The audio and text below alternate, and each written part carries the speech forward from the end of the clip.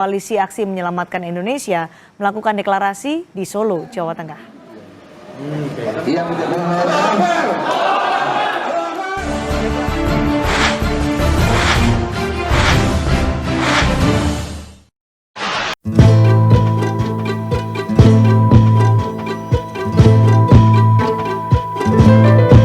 Kemunculan kembali ex-Panglima TNI Gatot Nurmantio menimbulkan sejumlah spekulasi.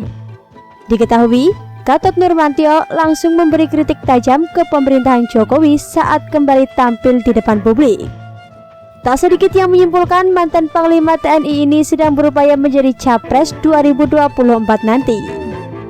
Mantan Panglima TNI Gatot Nurmantio baru saja mendeklarasikan dirinya sebagai satu di antara Presidium Koalisi Menyelamatkan Indonesia atau KAMI di Tugu Proklamasi, Jakarta pada Selasa 18 Agustus 2020. Hal itu membuat Gatot Nurmantio kembali jadi sorotan.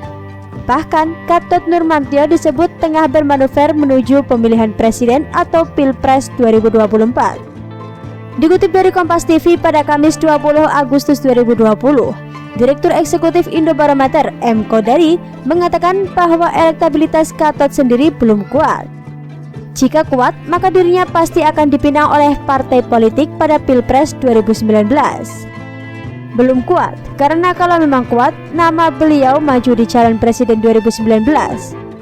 Karena partai politik itu kan sangat berkepentingan dan berkeinginan untuk menang. Kalau ada calon populer, mereka pasti akan memberikan dukungan. Bahwa realitanya akhirnya tidak ada memberikan dukungan pada Pak Gatot, jelas M. Kodari.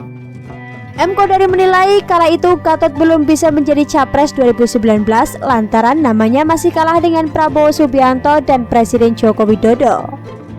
Sebetulnya juga memberikan pesan eksplisit bahwa Pak Gatot elektabilitasnya tidak cukup tinggi untuk bersaing dengan Pak Jokowi dan Pak Prabowo pada saat itu, katanya.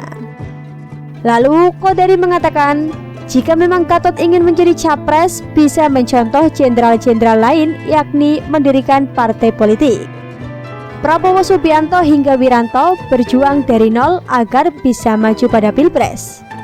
Dan kalau memang Pak Gatot amat serius maju calon presiden, beliau akan melakukan langkah-langkah yang dilakukan oleh Prabowo Subianto kemudian Pak Wiranto, kata dia. Kita tahu bahwa mereka beliau-beliau adalah jenderal, notabene sama seperti Pak Gatot, dan mereka menempuh jalan sulit untuk mendirikan partai politik sebagai kendaraan politiknya maju di Pilpres pada eranya masing-masing, imbuh Kodari. Wiranto yang merupakan mantan Panglima ABRI mendirikan Hanura, dan Prabowo mantan Danjen Kopassus mendirikan Gerindra. Lalu Kodari mencontohkan keberhasilan Presiden Susilo Bambang Yudhoyono yang bermula dari nol mendirikan Partai Demokrat. Bahkan pada masa sebelumnya ada contoh lain Pak SBY mendirikan Partai Demokrat betul-betul dari nol, kemudian berproses kemudian mendapatkan suara, memenuhi syarat dan menjadi calon presiden, sambungnya.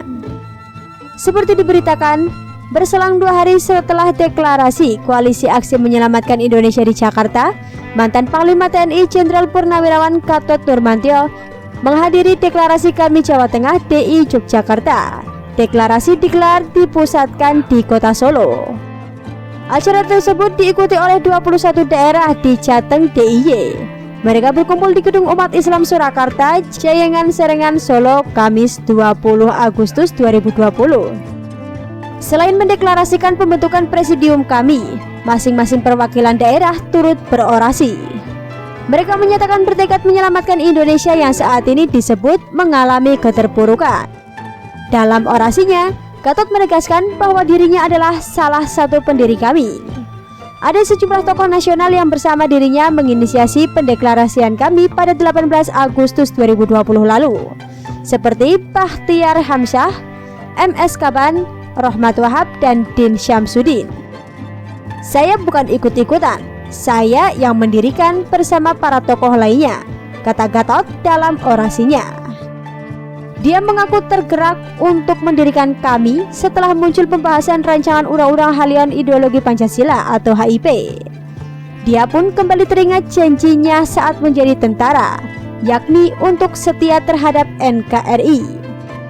Ternyata sumpah itu belum saya tunaikan sekarang ini. Seandainya aman, biasa-biasa saja, Pancasila tidak diubah-ubah, saya akan diam. Tetapi kalau ada yang mau mengubah Pancasila menjadi Trisila dan Ekasila, maka saya harus kembali berjuang, ujarnya. Umur saya 60 tahun, sehingga itu sudah mendekati maghrib, dosanya banyak. Kalau saya tidak melaksanakan janji sumpah, saya yakin saya pasti di neraka. Maka saya harus bangkit agar kelak di kemudian hari di padang mahsyar saya sudah berjuang, kata Gatot Nurmantio. Sementara itu, inisiator deklarasi Kami Jateng DIY, Mudrik Sungidu, mengatakan kami merupakan gerakan moral untuk meluruskan arah bangsa. Gerakan moral ini, kata Mudrik, untuk mengingatkan pemerintah agar berpihak kepada rakyat. Ini gerakan moral, mengingatkan pemerintah supaya jangan anti rakyat, banyak memberi jasa kepada konglomerat. Kalau diperingatkan sekali dua kali tidak menggubris, maka akan kita jatuhkan, katanya kepada wartawan di sela acara.